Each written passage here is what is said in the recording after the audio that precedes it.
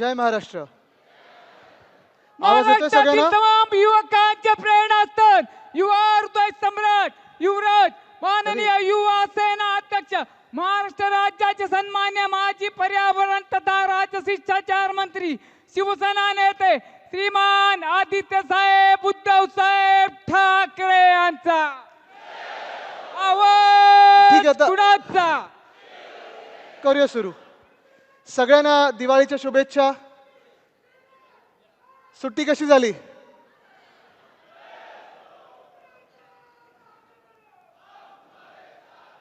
जोश दिसत आहे सगळीकडून. अजून मागे पण लोक येत आहेत, दिसत आहेत.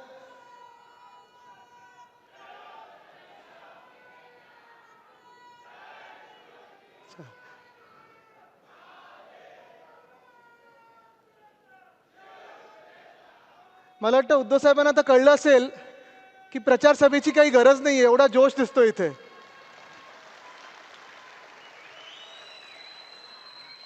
पण आजची अच्छा, एकदा सगळ्यांसाठी टाळ्या वाजवा म्हणजे मला पण कळेल सुरुवात करायची.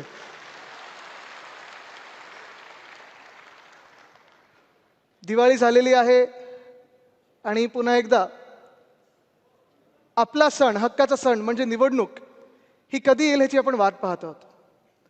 अर्थात आपण पाहतोय वॉर्ड बाउंड्री बघितले, आपण वॉर्डची रिझर्वेशन बघितले, आपण अनेक जण आपण इच्छुक पण आहोत, मेहनत चालू केलेली आहे, तयारी सुरू केलेली आहे.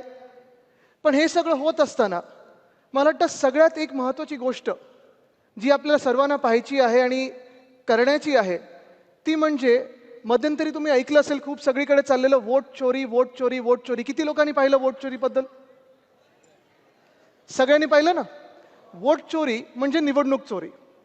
साधारणपणे मागच्या लोकसभेच्या निवडणुकीनंतर जे महाराष्ट्रभरात वातावरण होतं, देशभरात वातावरण होतं, सगळ्यांना वाटलं होतं की आपलं सरकार येतच आहे. आणि तसं संपूर्ण महाराष्ट्रातच नव्हे तर देशभरात एक सगळीकडे मान्यता होती की आपलं महाविकास आघाडीचं सरकार महाराष्ट्रात येणार आहे. पण नेमकं हेच आहे जे आपण पकडलं नाही, ती म्हणजे यांची वोट चोरी. ठीक आहे, काही काही ठिकाणी आपण वोट चोरीमध्ये जे राहुल गांधींनी दाखवलं सगळीकडे आपण पाहतोय, कधी कर्नाटकमधलं असेल, कधी हरियाणामधलं असेल. आणि हे सगळं झाल्यानंतर आपली महाराष्ट्राची विधानसभा निवडणूक ही वोट चोरी पकडण्याच्या आधी जी झाली, त्यानंतर मला जे कोणी भेटायचे ते सांगायचे आदित्य काहीतरी गडबड झालेली आहे, एवढ्या कमी सीटा ह्या महाविकास आघाडीच्या येऊ शकत नाहीत. ज्यांचं सरकार येणार होतं ते विरोधी पक्षात असे बसू शकतात आणि एवढ्या कमी मतधिक्यांनी बसू शकतात, एवढ्या कमी सीटांबरोबर बसू शकतात, हे शक्यच नाही. काही ना काहीतरी गडबड झालेली आहे, काही ना काहीतरी झोल झालेला आहे. मग कोणी बोलत होतं ईव्हीएमची गडबड आहे, कोणी बोलत होतं ते व्हीव्हीपॅट जे आहे त्याच्यात ती काळी काच लावली त्याच्यानंतर त्याची गडबड आहे.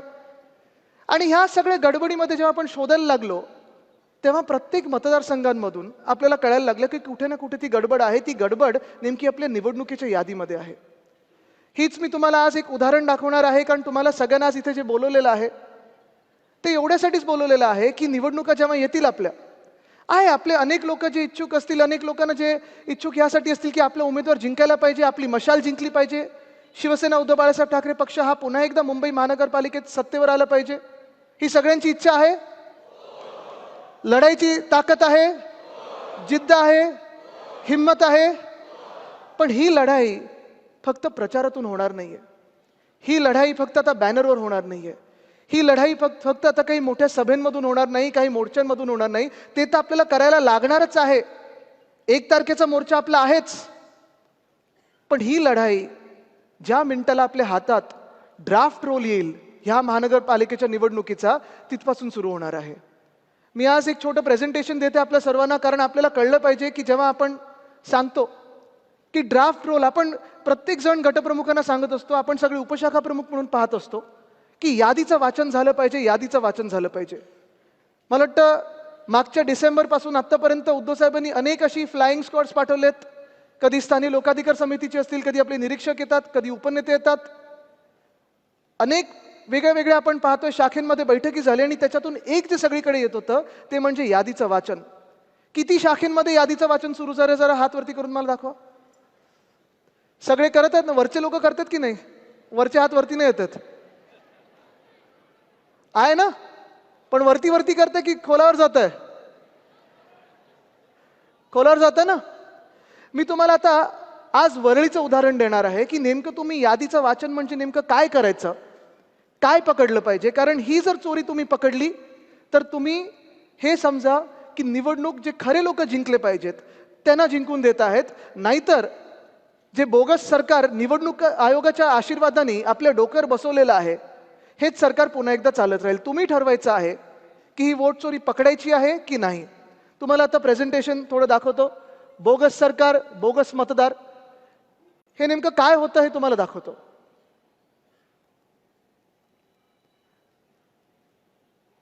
हा वरळी मतदारसंघ आहे जिथे तुम्ही आज बसलेला आहात. वरळीमध्ये लोकसभेच्या मतदानाच्या यादीमध्ये साधारणपणे 2,52,970 लोक होते. तेच विधानसभेमध्ये किती झाले? 2,63,352. ठीक आहे, आम्ही समजू शकतो काही नैसर्गिक वाढ झाली असेल. आपली लोकसभेची निवडणूक कधी होती? मे महिन्यात. विधानसभेची कधी होती? ऑक्टोबरमध्ये. ह्या 4 महिन्यांमध्ये कदाचित वाढ झाली असेल, कारण आपली जी शेवटची यादी आली होती लोकसभेची ती एप्रिलच्या आसपास होती आणि विधानसभेची ही ऑक्टोबरमध्ये आली होती.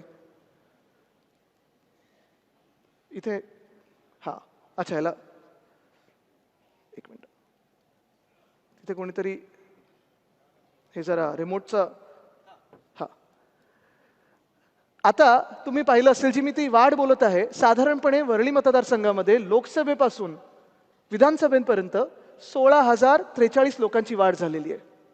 कदाचित आपणही नोंदवले असतील, काही जेन्युइन मतदार आले असतील, काही नवीन मतदार असतील, काही 18 वर्षाचे झाले असतील. ही वाढ आपण समजू शकतो. आणि डिलीटेड मतदार जे आहेत ते 5,661 आहेत. पण ही मतदारसंख्या जी वाढली होती त्याच्यात जेव्हा मी अभ्यास करायला लागलो, ज्या खोलावर गेलो की खरोखर एवढे मतदार वाढलेत का, खरोखर एवढे मतदार डिलीट झालेत का, कोण आहेत हे डिलीटेड मतदार, हे वाढलेले मतदार कोण आहेत, हे पाहिल्यानंतर आपल्याला दिसतं साधारणपणे 19,333 मतदार 2 लोकांनी ह्या यादीवर अभ्यास केल्यानंतर पकडलं जात आहेत की हे 19,333 मतदार हे गडबडीतले आहेत. ह्यांना आम्ही अनॉमली बोलतो, स्टॅटिस्टिक्समध्ये ह्यांना अनॉमली बोलतात. म्हणजे काहीतरी कुठेतरी गडबड आहे.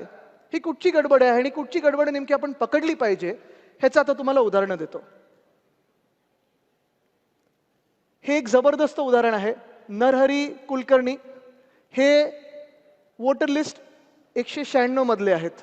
लोकसभेच्या फोटोवर आपण सगळे ब्लर केलेले आहेत. फोटोग्राफ सगळ्यांचे थोडे भुरकट केलेले आहेत, कारण कोणालाही प्रायव्हसीचा प्रॉब्लेम नसावा म्हणून आपण फोटोग्राफ्स थोडे भुरकट केलेले आहेत. ते फोटोग्राफ्स आपल्याकडे आहेत, मतदार यादी पण आहे. पण हेच तुम्ही बघा, जे साधारणपणे लोकसभेमध्ये ही व्यक्ती नरहरी कुलकर्णी डिलीटेड होती. का डिलीटेड होती? कारण मृत झाली, डेड झालंय असं त्यांनी सांगितलं. हीच व्यक्ती यांनी पुनर्जन्म घेतला सेम नावानी आणि मतदान केलं येऊन विधानसभेमध्ये. बरं, आम्ही ह्यांच्या घरी गेलो, चेक करायला गेलो, साधारणपणे खरोखर आहेत नाही आहेत काय, कारण हे दिसलं की डेड आहे. पण ही मतदार यादी बदललेली आहे, तुम्ही पाहू शकता. आणि इपिक नंबर हा वेगळा झालेला आहे. म्हणजे पुन्हा एकदा ह्यांचं कोणीतरी रजिस्ट्रेशन नव्याने केलेलं आहे. जी व्यक्ती आता नाहीये तिचं रजिस्ट्रेशन पुन्हा एकदा केलेलं आहे. नावात थोडं स्पेसिंगमध्ये बदल केलेला आहे, इपिक नंबर वेगळा दिलेला आहे, यादी वेगळी केलेली आहे आणि ह्यांनी जाऊन विधानसभेत मतदान केलेलं आहे. मतदान झाल्यानंतर पुन्हा या व्यक्तीला यादीतून काढलेलं आहे. हे पहिलं उदाहरण आहे.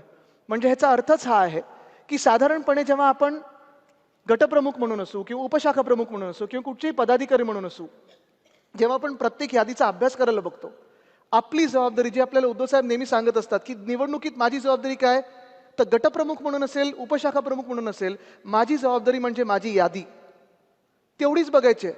त्या 1200 आणि आज तर पुन्हा एकदा ते इलेक्शन कमिशनच्या प्रेस कॉन्फरन्समध्ये तुम्ही पाहिलं असेल की 1200चीच यादी असणार आहे. हे 1200 लोकांमध्ये मी किती लोकांना ओळखतो, ह्या किती लोकांमधून किती लोक आता जिवंत आहेत, किती लोकांचं मृत्यू झालेला आहे, ह्या मृत्यू झालेल्या लोकांमधून किती लोकांना रजिस्टर केलंय हे देखील आपण पाहणं गरजेचं आहे. दुसरं म्हणजे मतदाराचं नाव आणि त्याच्या वडिलांचं नाव हे सेम टू सेम आहे. आता पहा तुम्ही, विठ्ठल रामचंद्र झाड 108 यादीतले आहेत. राजी कुप्पूर स्वामी एकच आहे. सुलेमान मोहम्मद रजाक सेम आहे. पुन्हा एकदा यांचे सगळ्यांचे फोटो आपण भुरकट केलेले आहेत, कारण आपल्याला कोणाला प्रायव्हसीमधून त्रास द्यायचा नाही आहे. पण हे देखील तुम्ही पाहिलं पाहिजे, जेव्हा यादी आपण पाहतो असे आपल्याला वरळी मतदारसंघांमध्ये 502 मतदार सापडलेले आहेत. म्हणजे वडिलांचं नाव पण तेच आहे किंवा रिलेटिव्हचं पण नाव तेच आहे आणि स्वतःचं पण नाव तेच आहे.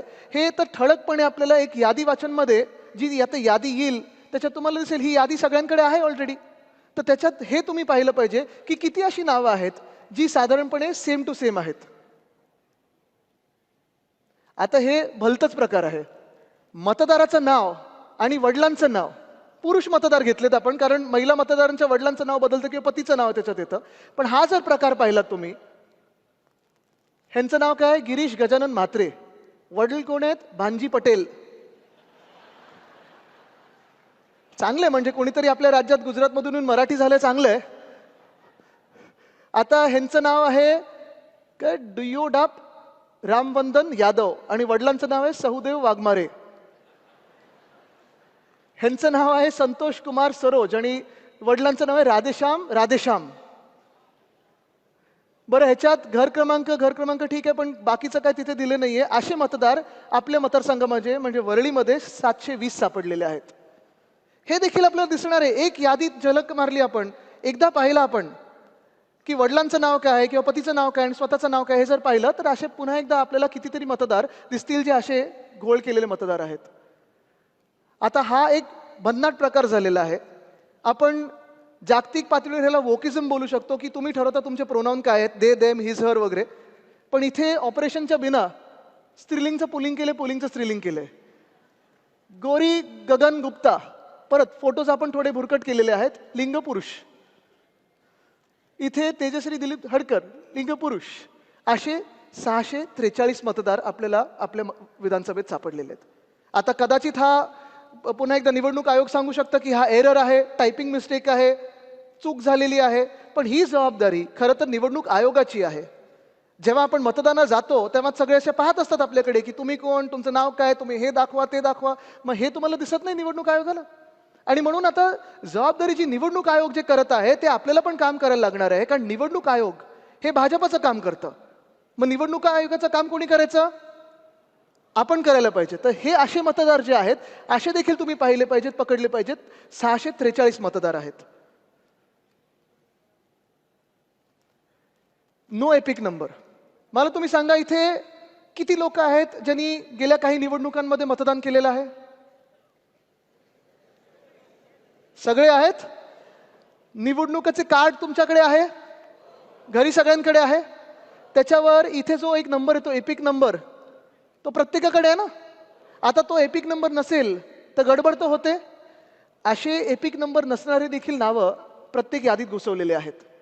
हे लोक कोण आहेत, कुठून आले, का एपिक नंबर ह्याच्यावर नाहीये? कारण आम्ही जेव्हा विचारलं तिथे निवडणूक आयोगामध्ये तर त्यांनी सांगितलं नाही, आम्ही सगळ्यांना एपिक नंबर देत आहे, काही अशी गडबड असेल तर आम्हाला सांगा. मग ही गडबड पकडणार कोण? असे वरळीत 28 सापडले आपल्याला ज्यांचे एपिक नंबर नाही आहेत. आता हे पहा तुम्ही, duplicate name in voter list, same epic. Epic number same आहे, सगळं सेम आहे, पूर्णपणे सेम, पण त्याच वेगळ्या वेगळ्या यादींमध्ये एका यादीमध्ये सेम टू सेम नावं, कुठे छोटासा इकडे तिकडे बदल केलेला आहे. म्हणजे डुप्लिकेट असे किती मतदार असतील, किती मतदार कार्ड बनले असतील हे तुम्ही पाहिलं पाहिजे. असे 133 मिळालेले आहेत जे डुप्लिकेट नावं आहेत, सेम टू सेम आहे. म्हणजे हे आता पार्वती प्रदीप कुमार सोलंकी, हा एपिक नंबर सेम आहे, हा एपिक नंबर सेम आहे, सगळं काही सेम आहे. पण हे दोनदा आलं यादीमध्ये, दोनदा आलेलं आहे. म्हणजे कदाचित 2 लोक जाऊन मतदान करू शकले असतील यांच्या नावावर. असे 133 लोक आपल्याला सेम टू सेम सापडलेले आहेत. आता हे आहे सेम पर्सन डिफरंट एपिक. म्हणजे एका व्यक्तीचं 2दा किंवा 3दा मतदानाचं कार्ड बनवलेलं आहे, पण वेगळे वेगळे एपिक नंबर आहेत. आता तुम्ही उदाहरण म्हणून पाहायचं थोडं. आता हे उदाहरण खूप महत्वाचं आहे. हे उदाहरण जर तुम्ही पाहिलं तर ही अनया सहानी, बाकी सगळं जर तुम्ही पाहिलं किरण साहनी नाव, आईचं नाव किरण साहनी, हे दोन्ही बरोबर आहे. पण हिचं इकडे नाव अनाया सावनी केलेलं आहे, इथे अनया सहानी आहे. फोटो दोघींचा सेम आहे, आता मी भुरकट केलेला आहे, पण सेम टू सेम फोटो. जुळी आहेत का आम्हाला माहिती नाही, पण सहानी सावनी कसं बदललं माहित नाही. घराचा पत्ता सेम आहे, सगळं काही सेम आहे. बाकी हे 2 बदललेले इपिक नंबर आहेत. म्हणजे इपिक नंबर जर हा युनिक असेल तर मग एका व्यक्तीचे 2 कार्ड्स, थोडीशी नावं आडनावं इकडे तिकडे करून, तोच पत्ता, तेच वय, आईचं नाव तेच आहे, फोटो तेच आहे, इपिक नंबर बदलून वेगळे वेगळे मतदार असे किती कार्ड्स केले असतील हे तुम्ही तुमच्या मतदारसंघांमध्ये बघितलं पाहिजे. ही देखील वोट चोरी तुम्ही पकडली पाहिजे. ह्यांचं तर आता एवढं भुरकट झालेलं आहे नाव, कारण अजून एक तुम्हाला सांगतो, निवडणूक आयोगाचा जो रोल आहे तो एक तर मशीन रिडेबल नाहीये, तो तुम्हाला कन्वर्ट करायला लागतो. दुसरं म्हणजे तो एवढा भयानक प्रकारे त्यांनी दिलेला आहे, एवढं काही किचकट करून ठेवलेलं आहे की प्रिंट जरी काढली तरी तुम्हाला वाचता येतं नाकी नऊ येतात, असं त्यांनी हे सगळं काम करून ठेवलेलं आहे. ही चोरी देखील फार महत्वाची आहे. कुठे तुम्हाला सिमिलर स्वतः फोटो दिसत असेल हे पकडणं तुम्ही गरजेचं आहे.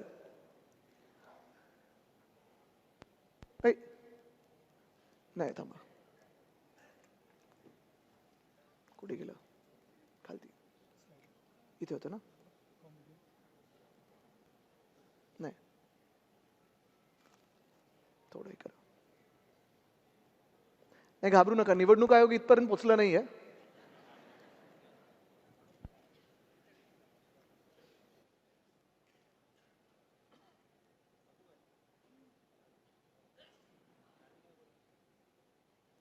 हा नाही, स्क्रीनवर नाही आलं. आलं. एक मिनिट, ह्याच्या मागचं कुठचं स्लाइड होती आपली? अरे परत गेले.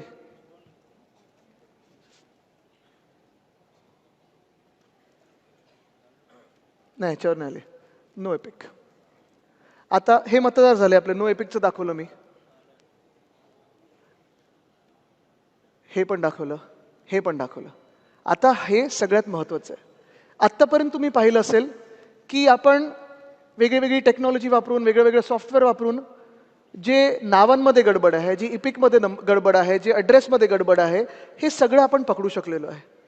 पण आत्तापर्यंत एकच सॉफ्टवेअर आहे, इरोनेट नावाचं, मला वाटतं त्याचं नाव इसीनेट केलेलं आहे, जे स्वतः निवडणूक आयोगाकडे आहे. ते एक गोष्ट पकडतं, ते म्हणजे फोटोचा प्रॉब्लेम. फोटोचा प्रॉब्लेम हे किती याद्यांमध्ये आहे, किती लोकांच्या मतदान कार्डवर आहे, हे अजून आपण पकडू शकत नाही. त्याला आपल्याला यादी वाचनच करायला लागतं, आणि म्हणून इथे आपला आकडा कुठचा आलेला नाहीये. हे फोटोज इथे भुरकट केले नाहीयेत, हे असेच फोटो आहेत. आता मला तुम्ही सांगा, जर तुम्ही पोलिंग एजंट म्हणून बसला असाल आणि हे कार्ड तुमच्या समोर आलं, कोण आहे त्या भूमिका पाटकर नावाच्या, काय पाहणार आहे तुम्ही याच्यात? एक फोटो असा आहे आपल्याकडे, ते आहे त्या कुठेतरी पुढे, याच्यात एकाचं नाक दाखवलंय. पण हे असे जे आहेत प्रकार, हे प्रकार तुम्हाला सहज एका यादीमध्ये नजर टाकल्यानंतर असेच पकडता आले पाहिजेत, कारण जिथे फोटो तुम्हाला ओळखताच येत नाहीये, काय आपले पोलिंग एजंट बसून पकडणार आहेत तिथे?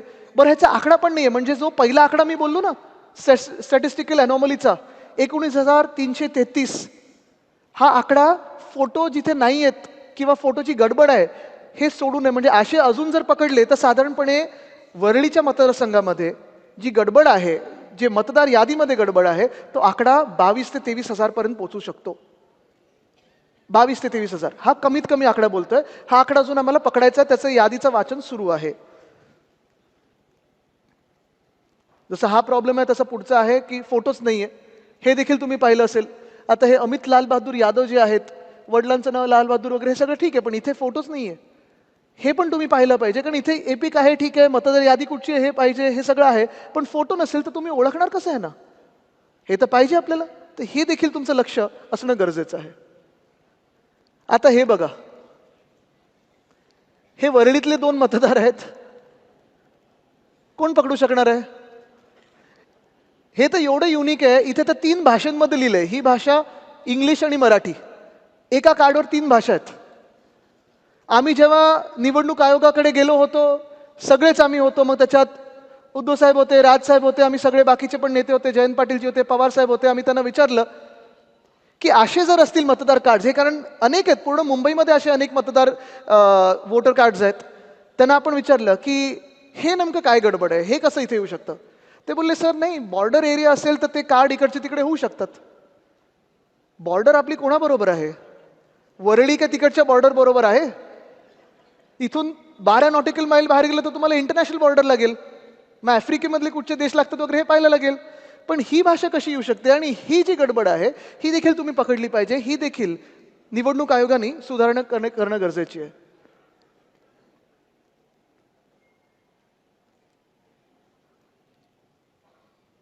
आता हे 100+. साधारणपणे तुम्हाला माहिती आहे जे 85 वर्षाचे असतील किंवा त्याच्याहून जास्ती असतील त्यांना घरी मतदान करण्याचा अधिकार आहे, बरोबर. त्यांना बॅलेटवर मतदान करण्याचा अधिकार आहे.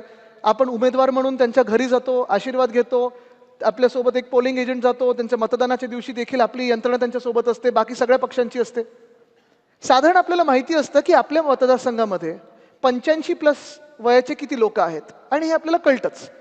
पण ही जेव्हा मी यादी पाहत होतो, हे परत मी चेहरे बुरकट केलेले आहेत कारण मला कोणाचेही चेहरे याच्यात दाखवायचे नाही आहेत, पण हे जेव्हा आपण करतो तेव्हा 100 वर्षाहून जास्ती जगणारे वरळीमध्ये 113 मतदार आहेत.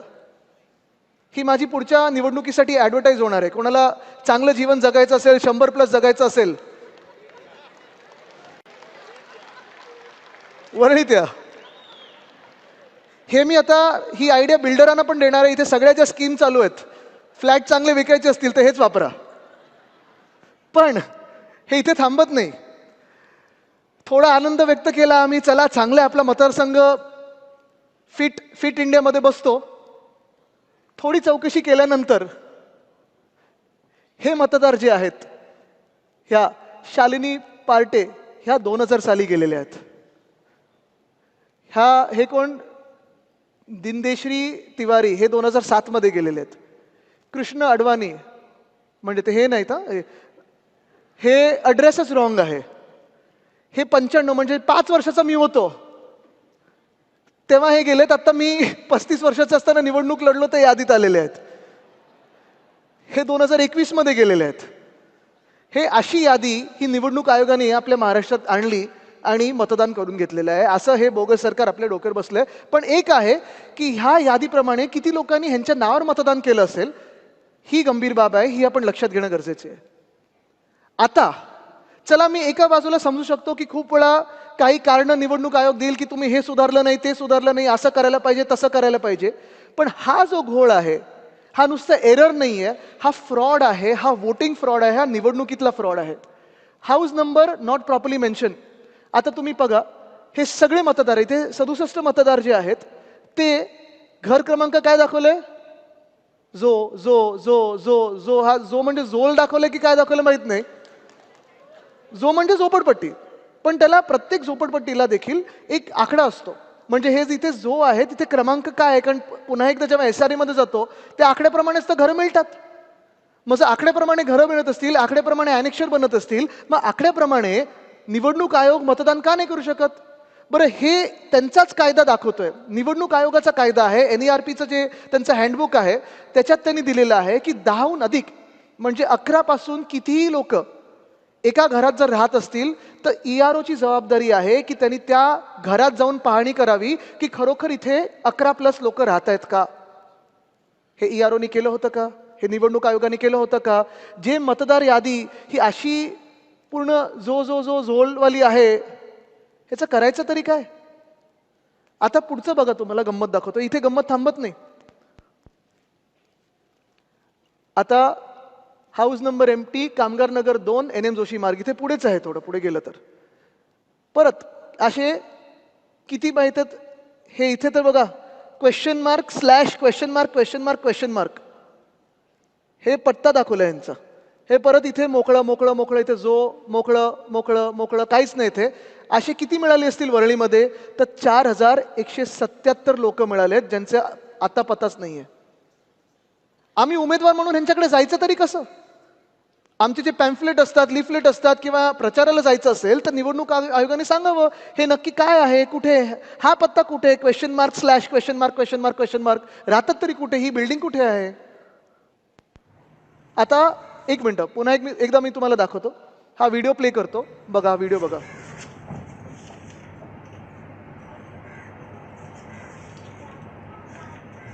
लाईट बिल आहे बघा ते. हां, ठीक आहे. व्हिडिओ पाहिला सगळ्यांनी? किती लोक राहू शकतात त्याच्यात?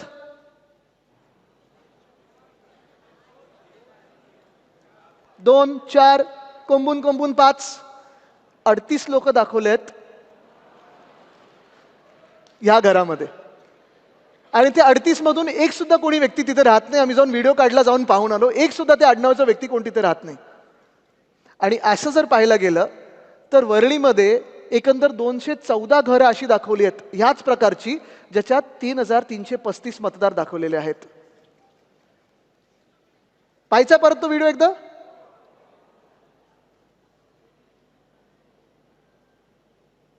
हे ठीक आहे, हे आणि ह्या घरामध्ये आहे. आता पुढचा फ्रॉड तुम्हाला दाखवतो.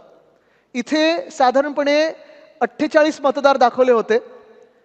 ॲड्रेस पत्ता काय दाखवला असेल? घसीटाराम हलवाई म्हणून एक दुकान दाखवलं.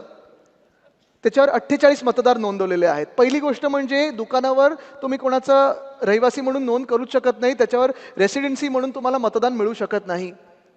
पण गंमत अशी आहे की हे सगळे माहिती काढत असताना आम्ही जेव्हा इथे गेलो घसीटाराम हलवाईमध्ये थोडी हलवाई घ्यायला गेलो, तेव्हा आत्ताची परिस्थिती अशी आहे आणि हे दुकान 10 वर्षापूर्वीच कोणीतरी तोडून मोकळं होऊन पुढे गेलेलं आहे. तिथे एक सुद्धा ही व्यक्ती राहत नाही 48 मधून. सगळ्यांचं नाम घसीटाराम हलवाई इथे दाखवलेलं आहे. असे किती असतील? किशोरीताई, आपण कधी गेले तिथे हलवाई खायला? स्नेहलताई बसलेले आहेत, तुमच्या बाजूलाच आहे. आणि नंतर हे सगळं झाल्यानंतर पुन्हा एकदा तुम्हाला सांगतो की आत्ताची म्हणजे विधानसभेनंतर जी नावं डिलीट झालेली आहेत ती प्रत्येक महिन्यात निवडणूक आयोगाच्या वेबसाईटवर वॉर्ड वाईज आता आहेत, विधानसभेच्या वॉर्ड वाईज बरोबर आहेत. तिथे डिलीटेड नावांमध्ये आपण पाहिलं पाहिजे की आपले कार्यकर्ते कोण आहेत, आपल्या परिवारामधलं कोण आहे, आपल्या मित्रांमधलं कोण आहे.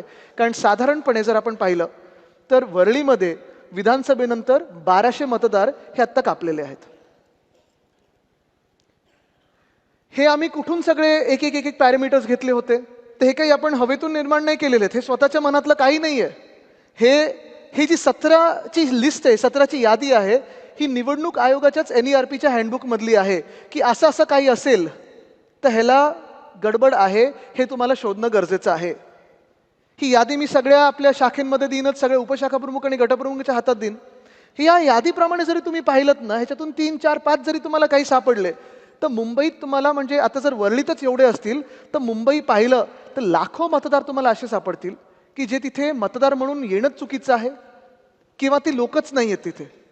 साधारणपणे ह्याच्यात फोटो असेल किंवा नावाचं असेल, हे सगळं आपण पाहणं गरजेचं आहे. म्हणून पुढचा आपला जो होमवर्क आहे मुंबई पुन्हा एकदा जिंकण्यासाठी, कारण तुम्हाला सांगतो ह्याच्यात ही गंमत म्हणून आपण पाहू शकतो. एक साधारणपणे आपल्याला काम म्हणून पाहू शकतो. आता उद्धव साहेबांना आपल्याला काहीतरी काम द्यायचंय, निवडणुकीच्या आधी व्यस्त ठेवायचंय, आदित्यला काहीतरी तुम्हाला काम द्यायचंय म्हणूनही आपण पाहू शकतो. आणि असं जर पाहिलं तर ठीक आहे, व्यस्त ठेवायला खूप काही गोष्टी आहेत, पण ही जी 4-5 गोष्टींची यादी दिलेली आहे, जर खरोखर आपण आत्तापासून, आता दिवाळी झालेली आहे, ह्या पुढच्या दिवसापासून म्हणजे उद्यापासून प्रत्येक शाखेनी 1200ची यादी काढली. प्रत्येक आपली जी वोटिंग लिस्ट आहे, गटप्रमुखांनी त्यांची जी यादी असते तेवढीच जर काढली आणि ह्या 5 गोष्टी बघितल्या की मला नावं डुप्लिकेट किती वाटतात, ह्याच्यात डेड मतदार कोण आहेत, मृत मतदार कोण आहेत पण कदाचित मतदान करायला येतील, म्हणजे बाकी काही ह्यानी नाही, पद्धतीने नाही, ते गद्दारवाले आणतात तसं नाही. खरोखर किती आहेत आणि किती मतदान म्हणून रजिस्टर आहेत, किती लोकांचे फोटो नाही आहेत, किती लोकांचे पत्ते नाही आहेत आणि किती लोकांचे वेगळे पत्ते म्हणजे वेगळ्या पत्त्यांवर वेगळ्या लोकांचं एका पत्त्यावर लिहिलेलं आहे. पुन्हा एकदा सांगतो, 10 मतदारांहून अधिक एका पत्त्यावर तुम्हाला दिसला तर तिथे तुम्हाला मार्किंग करायला लागेल आणि खरोखर जाऊन पाहायला लागेल की खरोखर ह्या घरामध्ये 10 लोकांहून जास्ती लोक राहतात का, फोटो नसलेले मतदार किती आहेत, इपिक नसलेले मतदार किती आहेत, डुप्लिकेट इपिक नसलेले मतदार किती आहेत. हे जरी तुम्ही पकडू शकलात तरी मला वाटतं तुम्ही मुंबईला अदानिस्तान होण्यापेक्षा वाचू शकता, त्यापासून वाचू शकाल आणि पुन्हा एकदा मुंबई महानगरपालिकेवर आपला भगवा फडकू शकाल. हे आज तुम्हाला ठरवून निघायचं आहे. तयार आहात? जिंकायला तयार आहात? पण त्याआधी होमवर्क करायला तयार आहात का? धन्यवाद. जय हिंद, जय महाराष्ट्र, वंदे मातरम.